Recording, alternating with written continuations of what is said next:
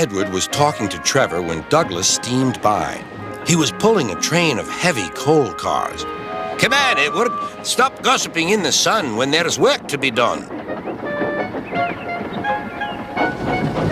Later, Edward spoke to Douglas. "Trevor and I are old friends, and you and he have a lot in common, too." "We do?" quizzed Douglas. "And what would that be?" "Scrap," said Edward quietly. Douglas gasped. "Don't mention that word. It makes me wheels wobble." "It does the same to Trevor," replied Edward. "He was being sent to the scrapyard, but the vicar and I saved him, and now he's really useful again. Even so, Sir Topham Hatt certainly does need another steam engine here." "Aye, he does, and quickly." That night, Douglas was still working. He had taken the midnight goods train to a station at a faraway part of the island where only the diesels work.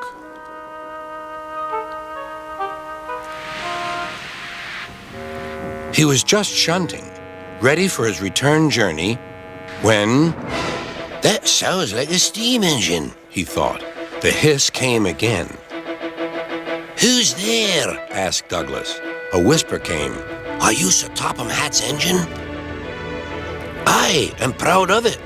"Well, I'm Oliver, and I'm with my brake van Toad. We've run out of coal and have no more steam." "But what are you doing?" "Escaping." "From what?" "Scrap." Douglas shivered. Then he remembered Edward's story about saving Trevor. "I'll be glad to help you.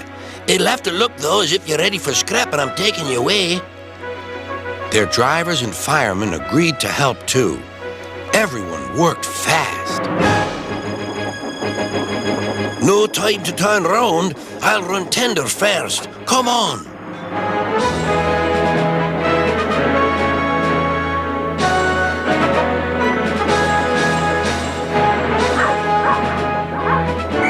But before they could clear the station, they were stopped.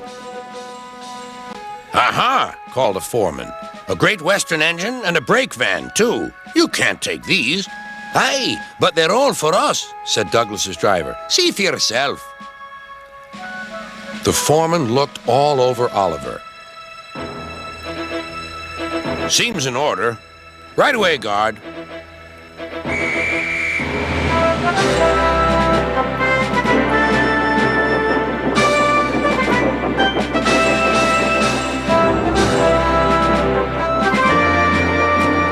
"That was a near thing."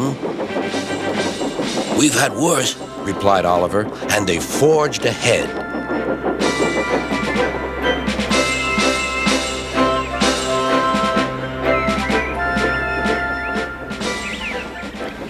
It was daylight when their journey ended. "We're home!" cried Douglas. "Shh!" said his driver. "There are the works. We'll find a place for Oliver." Oliver said goodbye and thank you, and Douglas puffed away. The next day, Douglas told the other engines all about Oliver. "Sir Topham Hatt will have to know," said James.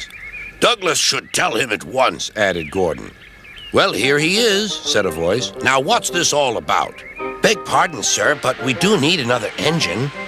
"Yes, sir," ventured Gordon. "A steam engine, sir." "Well, unless one is saved from scrap, there's little hope."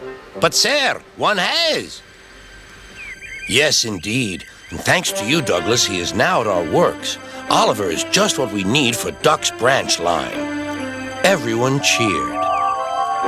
Now, Oliver and Toad are mended and painted in full Great Western colors. Duck and Oliver are happy on their branch line. The others laughed at first and called it the Little Western. Duck and Oliver were delighted, and so the Little Western it will always be.